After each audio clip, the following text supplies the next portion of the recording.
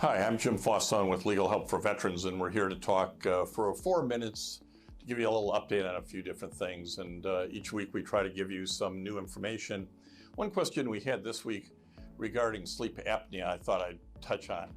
So obstructive sleep apnea is where when you sleep at night, hopefully you sleep at night, not everybody can these days, you stop breathing for at least 10 seconds, and it happens repeatedly and sometimes much longer.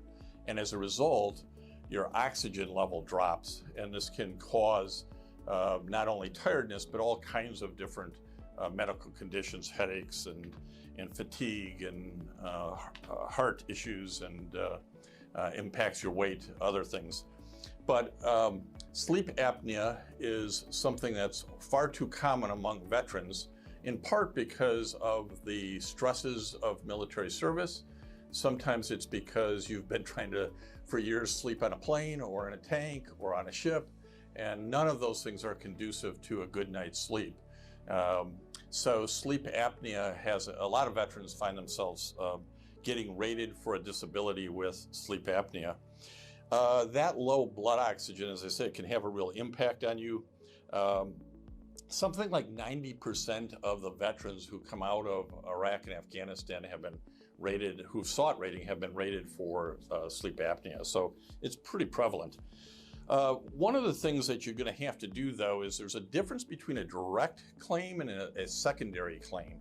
And this gives us a chance to talk about that. So you're not going to get a direct claim for sleep apnea unless you were diagnosed with sleep apnea in service. And some guys do. I mean, they snore so much, they have such trouble sleeping, they get rated or it's on their medical records that they have sleep apnea. So that'd be a direct claim while in service.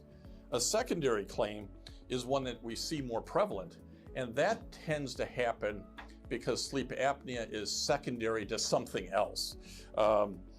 You'll find that it can be secondary to PTSD or TBI or a number of other more easily service-connected problems that also have sleep apnea as a secondary condition. Now, sleep apnea, though, requires you to have a sleep study. It's not, hey, I snore a lot, or my wife says I snore a lot. You have to have a sleep study done. Your brain activity is measured, your oxygen levels activity is measured, and you'll get identified as having sleep apnea in that way. And oftentimes the VA will also then tell you need a CPAP machine, which is that machine you see on TV where they're blowing air into you so that you don't have this problem. So if you get rated as a secondary condition, and if you get a CPAP machine, it's a 50% disability rating. So there's a real correlation here to how bad your sleep apnea is, but it can be tested, right? It has a measurable approach and what your disability rating might be. So if you need some help with that, contact Legal Help for Veterans. We'd be glad to help out. We did want to also bring up, as you may know, we are podcast hosts for veteransradio.net. We do a lot of interesting interviews that we post every week, Tuesdays. And we did one with a retired Army Colonel Gregory Daddis. He's now a professor of history. And his argument is that America fawns over its veterans. And we had an interesting discussion that he's concerned about sort of the military cable TV talking class gets too much attention. So the links below, I think you might find it interesting. It's a little controversial, but that's okay too.